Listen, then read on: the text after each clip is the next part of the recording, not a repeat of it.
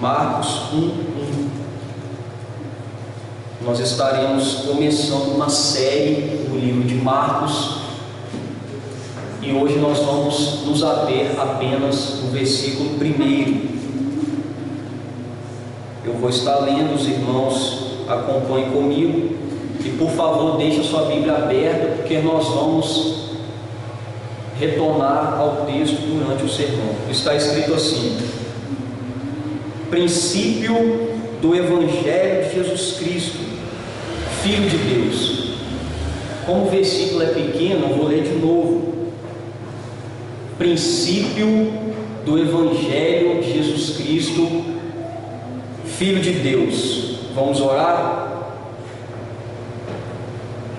Senhor Deus, muito obrigado por esse momento de culto, onde a sua igreja tem te adorado. E obrigado, Senhor, pela tua palavra, que o Senhor falará aos nossos corações por graça. Me capacita, Pai, para que eu possa expor a tua palavra com fidelidade. Ilumina o nosso entendimento para compreender a tua palavra, guardá-la em nosso coração, praticá-la e ensiná-la a outros. Esteja conosco, ó Pai, em nome do teu Filho amado Jesus Cristo. Amém.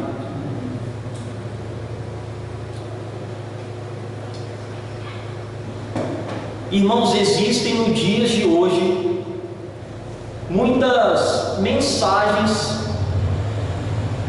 que dizem ser a verdade. Elas apresentam um ou mais salvadores que são capazes, segundo eles, de tratar as mazelas da humanidade. Todos nós, por mais ingênuos que possamos ser, sabemos que algo está errado no mundo, algo não vai bem, algo de muito ruim aconteceu e tem nos afligido.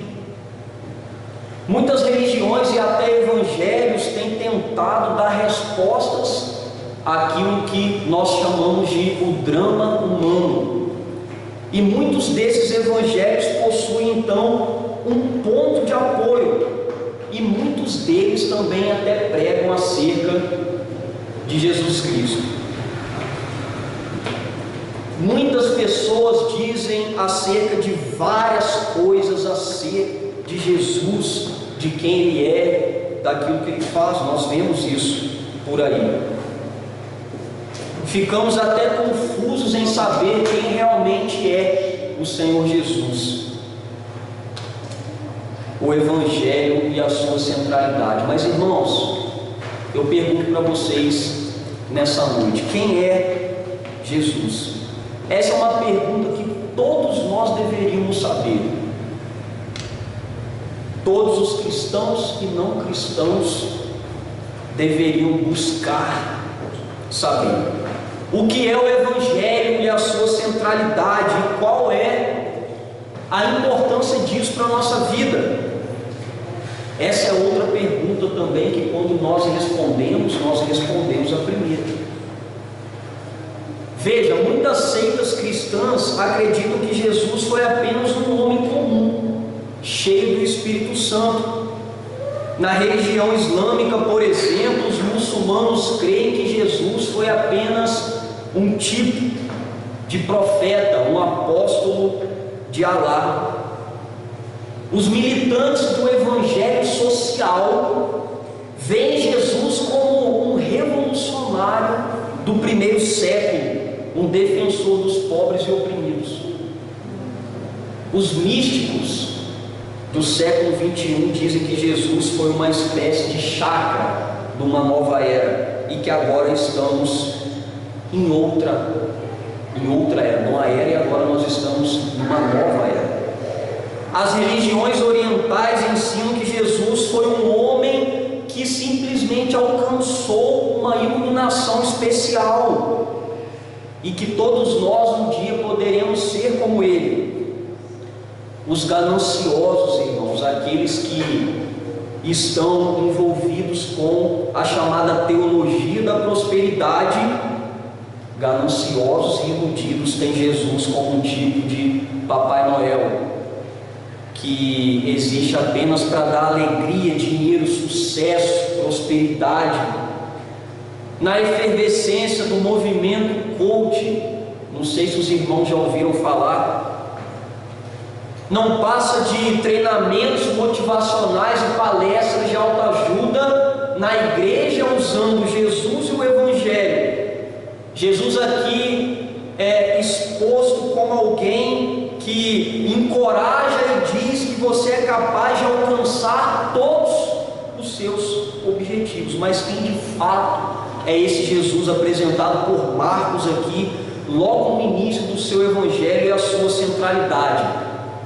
E isso faz toda a diferença em nossa vida, saber quem é Jesus e a centralidade do Evangelho. Marcos, ele dá a resposta aqui no versículo 1. O Evangelho de Jesus Cristo, segundo Marcos, irmãos, ele não tem uma autoria, ele não escreveu lá na Bíblia, né? Foi ele que escreveu, mas essa honra foi dada ao Espírito Santo.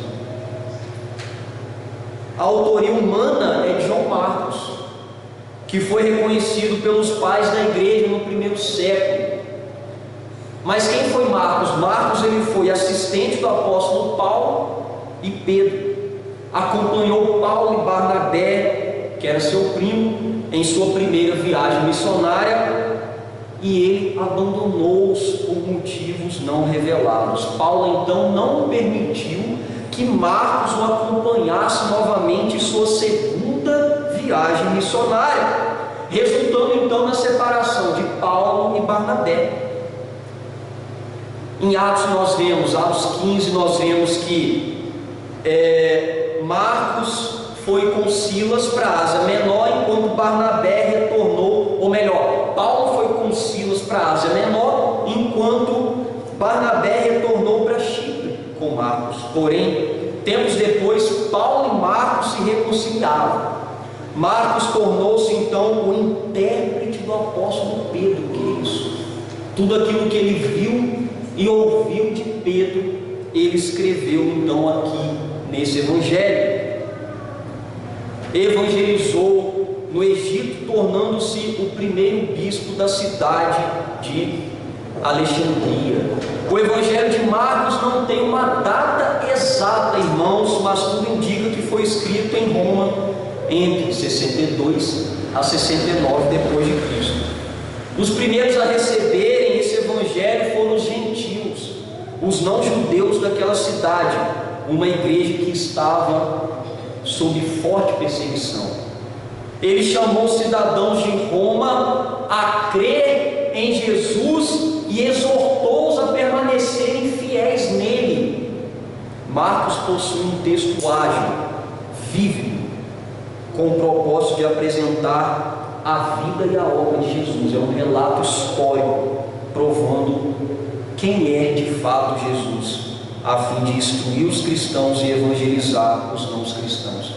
O texto lido, versículo 1, é o título original desse manuscrito de Marcos, que tem por objetivo começar apresentando de quem pertence esse Evangelho, que é Jesus como centro do Evangelho do Reino, o Messias e o Filho de Deus. Sob esta perspectiva eu proponho o seguinte tema: Jesus, o centro do Evangelho. Por que Jesus é o centro do Evangelho, irmãos? Jesus é o centro do Evangelho porque, em primeiro lugar, Ele é o próprio Evangelho. Por favor, olhe para a sua Bíblia, versículo 1. A primeira parte está escrito assim: princípio do Evangelho. Princípio do Evangelho.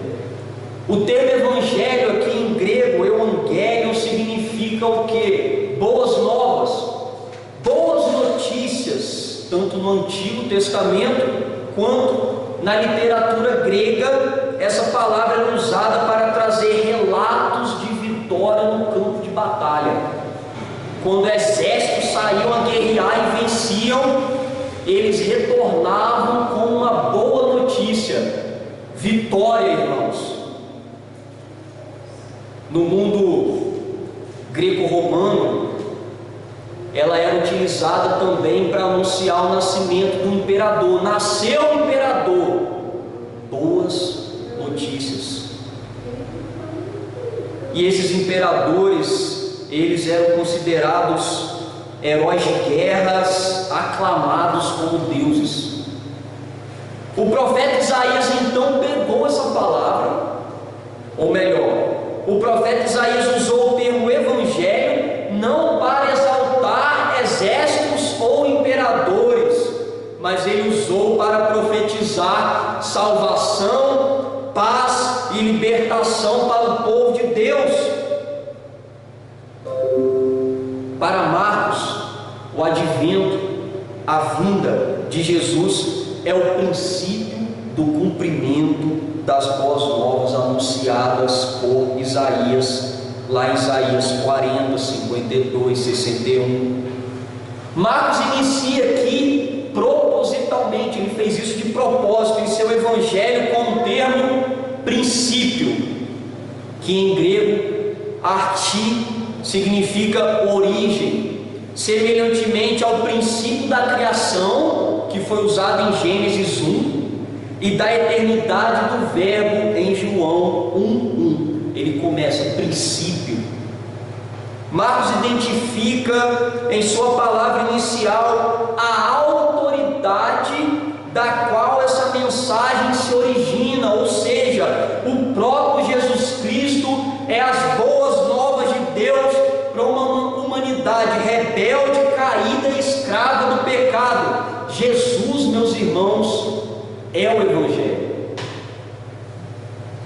A igreja do Senhor não deve tratar o Evangelho, a boa notícia de salvação, apenas como uma ideia, uma filosofia. Já viram isso por aí? O Evangelho é uma pessoa, meus irmãos, é o princípio da criação, é o verbo que se fez carne.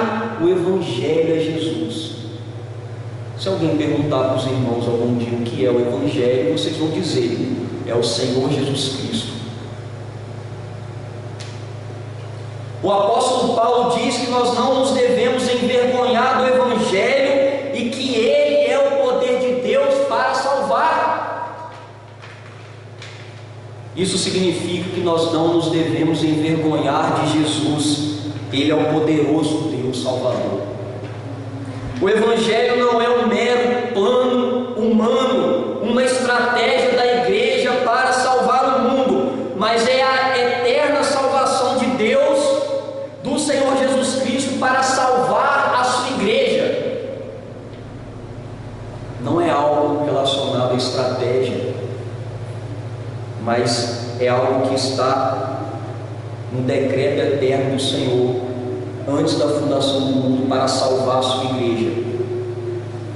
O Evangelho não deve ser apenas compreendido intelectualmente e vivido, mas também anunciado. Jesus se manifestou entre nós para também ser glorificado por sua igreja na tarefa da proclamação. Irmãos, muitos falsos evangelhos têm sido ensinados pelo mundo, falsas mensagens.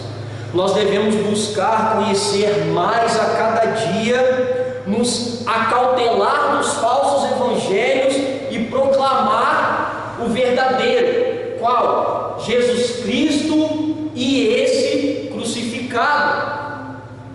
Além dele ser o evangelho, Jesus ele está no centro dessa mensagem, porque em segundo lugar ele é o Messias. Olhe para a sua Bíblia, no versículo 1, ele diz assim: princípio do Evangelho, depois ele diz de Jesus Cristo. Princípio do Evangelho de Jesus Cristo.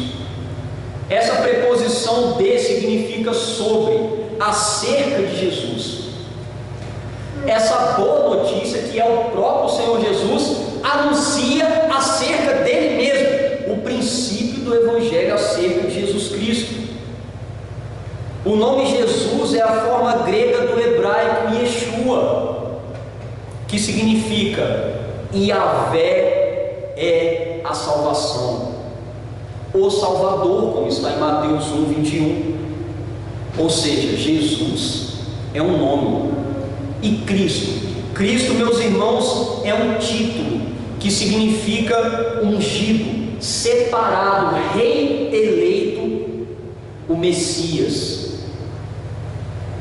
No Antigo Testamento, irmãos, 3 classes de pessoas recebiam esse título.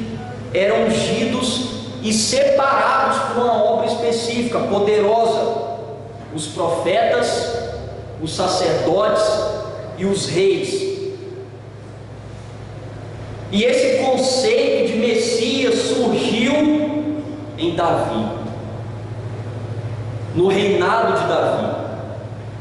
Eles esperavam um Messias conquistador que viria restaurar o reinado davídico. O povo tinha essa esperança, essa expectativa de receber um Messias guerreiro. Mas naquela época, irmãos, todos os sucessores meramente humanos falharam. Porém, Jesus Cristo cumpriu o papel do verdadeiro Cristo, o Messias régio, o verdadeiro rei. Veja, em sua primeira vinda ele veio como um servo sofredor. O trono sobre o qual Jesus foi posto e triunfou foi a cruz, meus irmãos, e ele entrou em sua glória por meio de sua morte sacrificial e de sua ressurreição. Só que na sua segunda vinda ele virá definitivamente como esse rei aqui, conquistador, para buscar a sua igreja. Marcos identifica Jesus então como Cristo. Marcos está falando: ele é o Messias prometido, dotado de poderes miraculosos, poderoso e sábio do Espírito Santo. Jesus é o Messias. E a igreja do Senhor, ela deve se exultar, se alegrar pelo fato do nosso Senhor já ter vindo cheio de graça e amor, como profetizou Isaías. Olha o que Isaías escreveu: um menino nos nasceu, um filho se nos deu, o governo está sobre os seus ombros, o seu nome será Maravilhoso Conselheiro, Deus Forte, Pai da Eternidade, Príncipe da Paz. Para quê? Para que se aumente o seu governo e venha paz sem fim sobre o trono de Davi e sobre o seu reino, para estabelecer e firmar mediante o juízo e justiça desde agora e para sempre. Isaías 9, do 6 ao 7. Muitos não creem que Jesus é o Messias. Outros creem que ele ainda virá. Nós devemos crer que ele já veio para salvar a sua igreja e retornará para levá-la ao céu, irmãos. Jesus é o Messias, o prometido profeta, sacerdote e rei, aquele que foi ungido por Deus para promover a nossa redenção. Além dele ser o Evangelho e o Messias, a boa mensagem, o Messias, Jesus é o centro do Evangelho, porque em terceiro e último lugar, ele é também o Filho de Deus. Olhe para a sua Bíblia, a última parte do versículo diz assim: o versículo diz: princípio do Evangelho de Jesus Cristo, Filho de Deus. O que essa expressão significa? Por que Marcos, logo no comecinho ali, quis escrever Filho de Deus? No mundo greco-romano, Filho de Deus era aplicado aos governantes, filósofos, poetas, heróis, eram os filhos de Deus. Já no Antigo Testamento, no mundo judaico, se aplicava aos anjos, são chamados filhos de Deus, a Israel e ao rei. Já no Novo Testamento aqui, Marcos inicia e termina o seu evangelho registrando que Jesus é o Filho de Deus.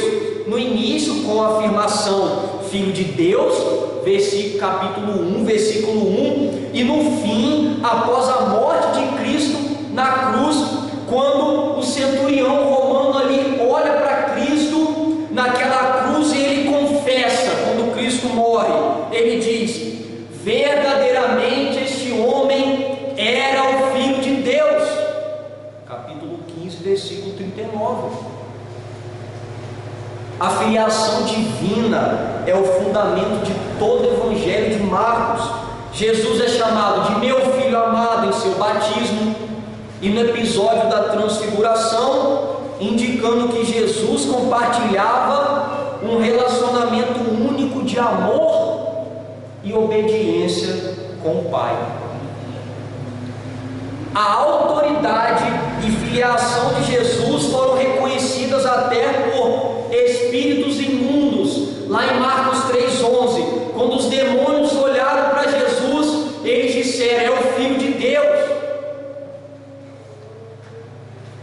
Filho de Deus é um título de exaltação, irmãos, para Jesus, que testifica, comprova a sua plena, essencial comunhão com Deus e a sua divindade pré-existente. Presta atenção aqui. Eu tenho andado pela rua aqui e tenho visto muitas pessoas evangelizando na rua que não creem que Jesus é Deus. Marcos está dizendo Filho de Deus. Jesus, meus irmãos, o Filho de Deus, ele é coigual ao Pai, ele possui a mesma substância, ele é coexistente, ele existe simultaneamente com o Pai e coeterno, ele existe eternamente com o Pai. É o que Marcos quis dizer ao chamar Jesus de Filho de Deus. João diz que o Verbo, ele estava com Deus no princípio e por isso é um com Deus. É Deus se fez carne e habitou entre nós, cheio de graça e de verdade. João 1:1. O autor de Hebreus diz que Jesus é o resplendor da glória do Pai e a representação exata do seu ser, sustentando todas as coisas pela palavra do seu poder. Hebreus 1, 2, 3. Jesus é o Filho de Deus. A igreja do Senhor é aquele que reconhece que Jesus é o verdadeiro Filho de Deus e o adora. Esse povo não é igreja do Senhor. Por quê? Porque eles não adoram a Cristo como Ele é em sua essência, o Filho de Deus.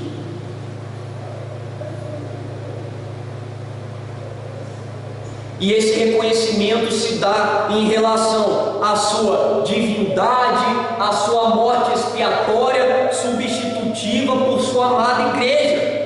Jesus, o justo, que morreu sem pecado no lugar de injustos pecadores. Irmãos, observe a doutrina aqui. Nós somos salvos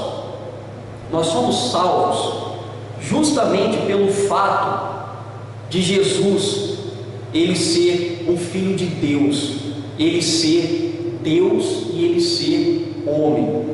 Observe, quem pecou no Éden foi um homem, não foi um animal, não foi um anjo, não foi outra criatura nenhuma. Por causa disso, por causa do pecado de um homem no Éden, um homem deveria pagar pela culpa do pecado desse homem.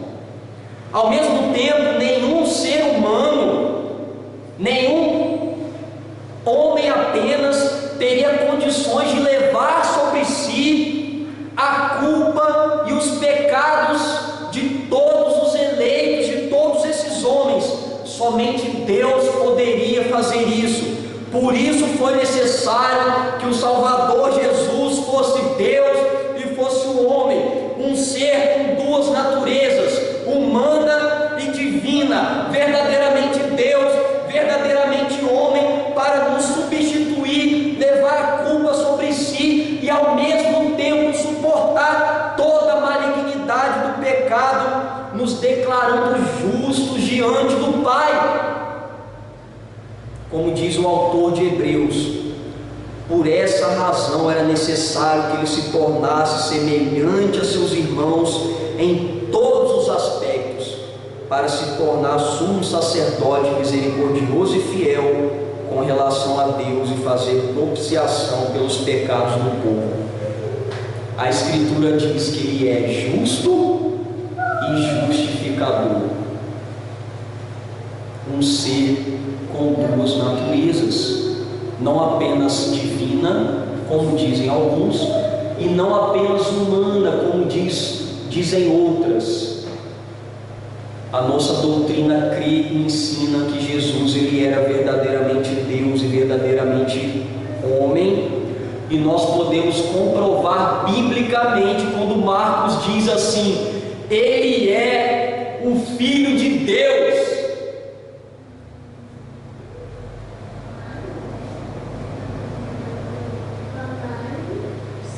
Diante do que foi dito, nós temos alguns desafios em relação a esse texto.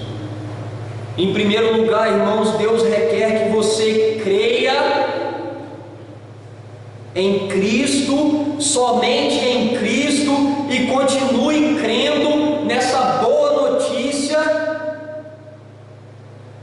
enviada pelo próprio Deus para salvar a nossa alma e a alma daqueles que nos cercam quando nós pregamos acerca dele, que ele é o verdadeiro Messias prometido à igreja e o Filho de Deus digno de adoração.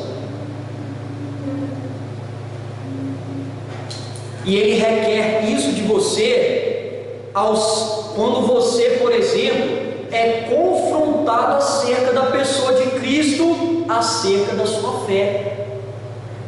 A nossa fé não é uma fé estática, é uma fé que nos move a falar desse Cristo, e é uma fé que nos encoraja. Jesus ele foi Deus, ele foi homem, e ele é o único Salvador capaz de salvar o homem que caiu no Éden.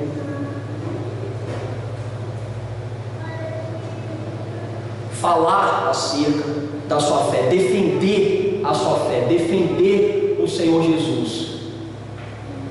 Não que ele precise de defesa, mas nós, por amor e gratidão, deveremos defender essa doutrina. E você deve atendê-lo, porque foi justamente ele, foi Cristo que te tirou do caminho do inferno e do lamaçal do pecado. E nós devemos fazer isso por graça, gratidão e amor a Deus, amor a esse Cristo que fez isso por nós. E você pode fazer isso quando o Espírito Santo ele não apenas transformar o seu coração, mas encorajá-lo a viver essa nova vida. É o Espírito Santo que regenera e é o Espírito Santo que nos encoraja a falar de Cristo.